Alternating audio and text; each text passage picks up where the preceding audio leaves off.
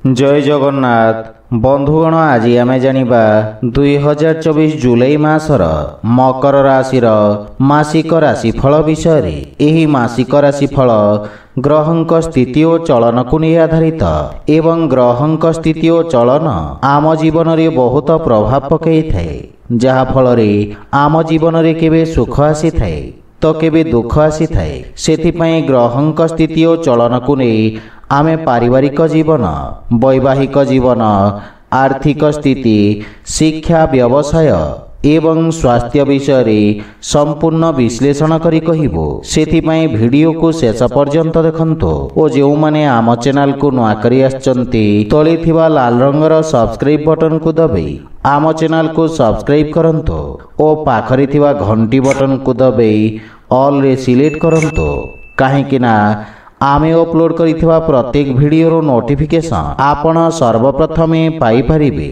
बंधुगण मकर राशि व्यक्तिंक पई 2024 जुलाई मासटी आपणक पई किछि मात्रा रे अनुकूल रहिबा। जीवनर विभिन्न क्षेत्र रे उत्तम परिणाम मिलिबार जोग रहिछि। क्यारियर तथा कार्य क्षेत्र दृष्टि मासटी आपणको अनुकूल परिणाम प्रदान करिबा।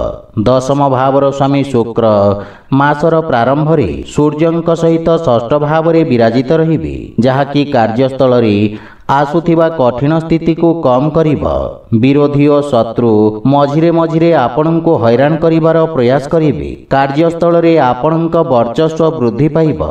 चाकरी क्षेत्र रे निज स्थिति को आपण मजबूत करिबारे सक्षम हेबे। 7 जुलाई को शुक्र आपणक सप्तम भाव को प्रवेश करिबे एवं बुध सप्तम भाव रे विराजित रहिबे। 16 जुलाई को सूर्य मध्य सप्तम भाव को प्रवेश करिबे, जहा फल रे कार्य क्षेत्र रे अधिक भाव रे सफलता प्राप्ति हेबा।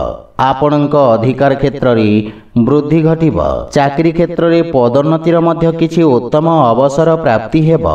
19 जुलाई को बुध अष्टम भाव को गोचर करिबे, जहा फल रे आपण अधिक परिश्रम करिबे, किंतु स्वास्थ्य अवस्थार विशेष ध्यान रखंतो। व्यवसाय क्षेत्र रे प्रगति हेबा। विशेष करी भागीदारी व्यवसाय रे आपणको सफलता मिलिबा। नुआ व्यावसायिक योजना रे आपण कार्य करिबे, किंतु 12 जुलाई को मंगल मेष राशि चतुर्थ भाव को दृष्टि रखिबे। सेथिपई एही अवधि रे व्यवसाय क्षेत्र रे अनावश्यक जुक्ति तर्क आपण सावधान रुहंतो। सेहीपरि आर्थिक स्थिति दृष्टि मासटी मिश्रित परिणाम प्रदान करिबा। आपणक द्वितीय भाव रे शनिदेव वक्री स्थिति रे विराजित रहिबे, जहाकी धन संचय करिबारे आपणको पूर्ण सहयोग करिबा एवं आपणक धनर अभिवृद्धि हेबा। राहु तृतीय भाव रे विराजित रही आपणको रिक्स नहीं आगको बढ़िबारे सहयोग करिबे। सेहीपरि मंगल चतुर्थ भाव रे विराजित रही संपत्ति लाभ प्रदान करिबे तथा आपण किछि नुआ संपत्ति क्रय करि पारंती। मंगलंक दृष्टि आपणक एकादश भाव रे मध्य रहिबा, जहा फल रे आर्थिक लाभर जोग रहुछि एवं आपणक आर्थिक स्थिति मजबूत हेबाकु लागिबा। सेहीपरि प्रेम और वैवाहिक जीवन दृष्टि मासटी आपणको सकारात्मक परिणाम प्रदान करिबा। पंचम भाव रे देवगुरु बृहस्पति विराजित रही आपणक प्रेमर रक्षा करिबे। प्रेम संबंध रे प्रगाढ़ता आसीबा एवं प्रेम जीवन प्रति आपणक दायित्व वृद्धि पाइबा।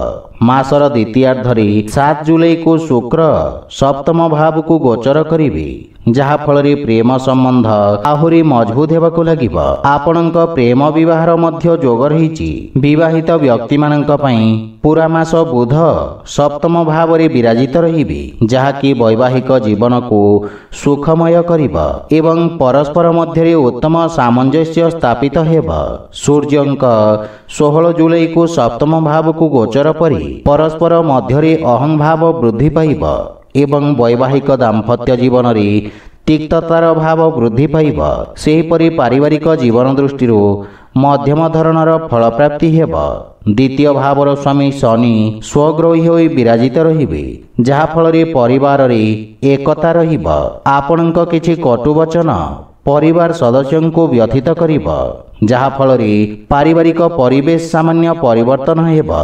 वक्री शनिक दृष्टि चतुर्थ भाव रे रहिबा, ଯାହାଫଳରେ ମାତାଙ୍କ ସ୍ୱାସ୍ଥ୍ୟାବସ୍ଥା ଆପଣଙ୍କୁ ଚିନ୍ତିତ କରିବ, କିନ୍ତୁ ପିତାଙ୍କ ପକ୍ଷରୁ ପୂର୍ଣ୍ଣ ସହଯୋଗ ମିଳିବ। ସ୍ୱାସ୍ଥ୍ୟ ଦୃଷ୍ଟିରୁ ମାସଟି ଉତ୍ତମ ଅନୁକୂଳ ରହିଛି। ତୃତୀୟ ଭାବରେ ରାହୁଙ୍କ ଉପସ୍ଥିତି ଆପଣଙ୍କୁ ସ୍ଫୂର୍ତ୍ତିବାନ କରିବ, କିନ୍ତୁ ଶୁକ୍ରଙ୍କ ପ୍ରଭାବ କାରଣରୁ କିଛି ଛୋଟ ଛୋଟ ସ୍ୱାସ୍ଥ୍ୟ ସମସ୍ୟା ଆପଣଙ୍କୁ ହଇରାଣ କରିବ। ସେଥିପାଇଁ ସ୍ୱାସ୍ଥ୍ୟାବସ୍ଥାର ବିଷୟ ଧ୍ୟାନ ରଖନ୍ତୁ। ଆପଣଙ୍କ ପାଇଁ ପ୍ରତିକାର ହେଲା, ଆପଣ ପ୍ରତ୍ୟେକ ମଙ୍ଗଳବାର ଓ ଶନିବାର ଦିନ ଭଗବାନ ହନୁମାନଙ୍କ ପୂଜାର୍ଚ୍ଚନା କରି ହନୁମାନ ଚାଳିଶାର ପାଠ କରନ୍ତୁ, ଶୁଭଫଳ ପାଇବେ। ତ ବନ୍ଧୁଗଣ, ଏହା ଥିଲା 2024 ଜୁଲାଇ ମାସର ମକର ରାଶିର ମାସିକ ରାଶିଫଳ ବିଷୟରେ। ଯଦି ଭିଡ଼ିଓଟି ଆପଣମାନଙ୍କୁ ଭଲ ଲାଗିଥାଏ, ଲାଇକ୍, ସେୟାର ଓ କମେଣ୍ଟ କରି ଜଣାନ୍ତୁ ଏବଂ ଆମ ଚ୍ୟାନେଲକୁ ସବସ୍କ୍ରାଇବ୍ କରନ୍ତୁ। ଜୟ ଜଗନ୍ନାଥ।